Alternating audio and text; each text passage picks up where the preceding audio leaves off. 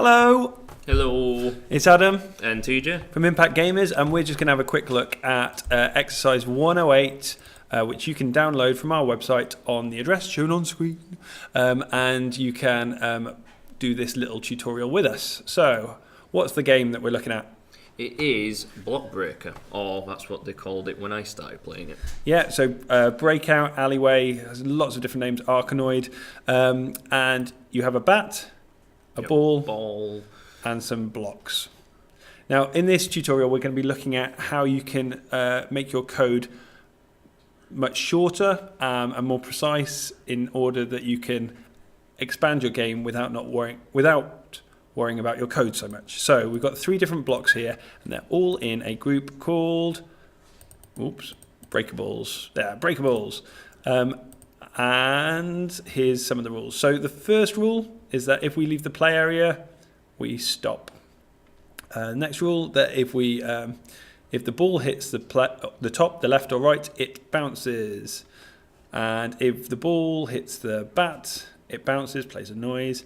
And if the ball hits a breakable, then it plays a noise. And I've got it to change the frequency depending on ultra value A. TJ, what are ultra values? So, ultra values are unique to the object, and it's a way of giving it almost like a stat or a property, and you can give it a number, so it's a good way of giving an object health or even ammo.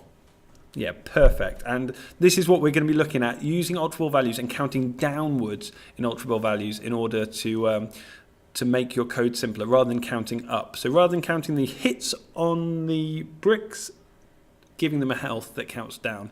Anyway, we get 10 points. The ball bounces and the brick subtracts 1 from ultra value A. So this ultra value A, you can see from here, is going to be its health. And the advantage to having them in the same group means every brick can have its own unique health. And because they're in the same group, it just means not having to do that line of code for each type of block. Yeah, we'd have 3 lines of code. And if we had multiple different types of balls, we'd put the balls in a group as well, just to make it easier. Okay, so this line is the important one. If the ultra value A of the bricks, that's their health, gets below 0, they get destroyed and we get 25 points. Why below 0, TJ?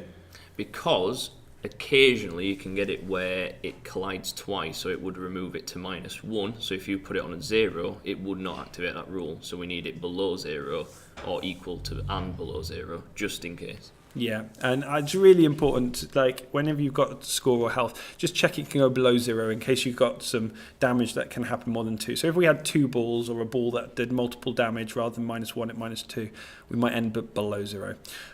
If we are not stopped, the ball starts. That's just a way to pause the game at the beginning. And if the ball leaves the player on the bottom, we lose life. When we run out of lives, we destroy the ball. Maybe we could have that equal or less. No, lives can't go below 0, so I think we're okay with that. Yep. Get a nice bit of text. And if we destroy all the blocks... Game over. You win. Fantastic. Okay, so we'll just run that application and witness it not work. We win. 25 points. Where are the bricks? I think it's because if you have a rule to do with alterable values, you still have to go into the properties of the object that you want to have an alterable value and create one. Yeah, that is totally the issue here, because currently for all of these blocks they do not have any alterable values, which means that Click Team will recognise them as 0, which means that they'll get destroyed at the beginning and we'll get 25 points added to score. And because they are all destroyed in the same instance, we only got 25 points. And so we'll need to start off a starting alterable value. So this is the easy block. They lose 1 alterable value every time they hit. So easy block 3 maybe? 3? Or 2? I'm going to go super easy on this one. 1. Okay, but in the medium, I'll go with the 3. And then the hard... 6. Yeah, let's do it. Now if we run our application... There we go. Can hear the different tones. Can I get it across? Oh, if you go for the middle one. Oh! Now, I've lost the ball. And I've lost a life and things haven't continued. Oh, it could be down to the ball object's security. or randomizer. It could be, but in our instance, it's the fact that we haven't got the ball to bounce when it hits the bottom. Because there's a separate rule there about hitting the top left and right. Let's just have a look at that. The left or right? Oh, not even the top. We would have lost out the top as well. Oh no, that's the bat. Sorry, ignore me. That's the bat.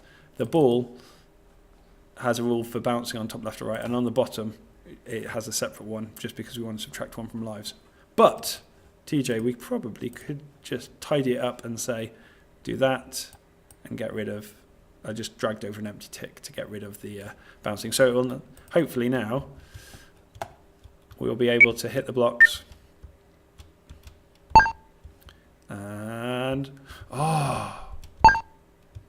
it's going to be one of those annoying videos where there's 3 minutes. Yay! There we go. Destruction of a block.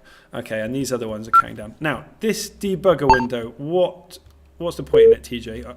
People just close it as soon as we start. It can get in the way, but it's very useful. If you are testing a rule, it can be very, very helpful in terms of if you want to find out a particular property that's going on, you can find it in that window, and it's a good way to rule out potential glitches or bugs, and it's a good way of finding what's causing a problem. So this hard block, I have no idea how many times I've hit it. So if I click on this add object, I can have a look at the hard block. And then, I should pause the game before doing that. Alt for values. There we go, 2. Oh, there we go, nearly got it. You can see it's alt for values 1 now, which hopefully, this is it. This is the moment. Oh.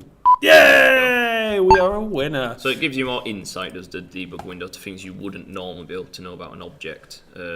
And without closing it and going into it, it's very helpful. Right, so the important thing is this thing, counting down and setting some initial values on here is very useful, because if we want to add in another block, so I'm just going to clone this one so I can get a second object, and let's just, I don't know, make it green or something, if I can choose green, there we go. I can set this value to whatever I like, and I don't need to add any rules, so I could have this as a, easy block 2, which is 2 hits.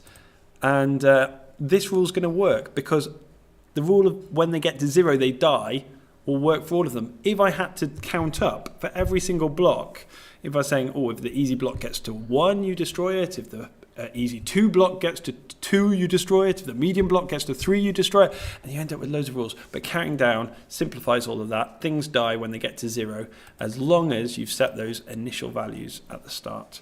And then you can make beautiful games. So you can then turn on your grid and you can start building some beautiful patterns.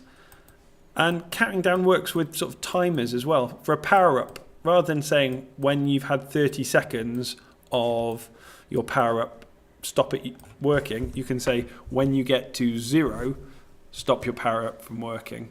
And that's useful because if you get 2 power-ups, you might want it to work for 2 lots of 30 seconds. And so you don't have to complicate things. And putting them into groups as well as counting down will save you twice as many lines of code. So yeah, enjoy. Feel free to add an extra condition on saying that when all blocks have been destroyed, you can go to the next frame and you can start to make things far more interesting as well. So hope you enjoy your little breakout Arkanoid brick buster? Block breaker. I think block there's breaker. Been many titles.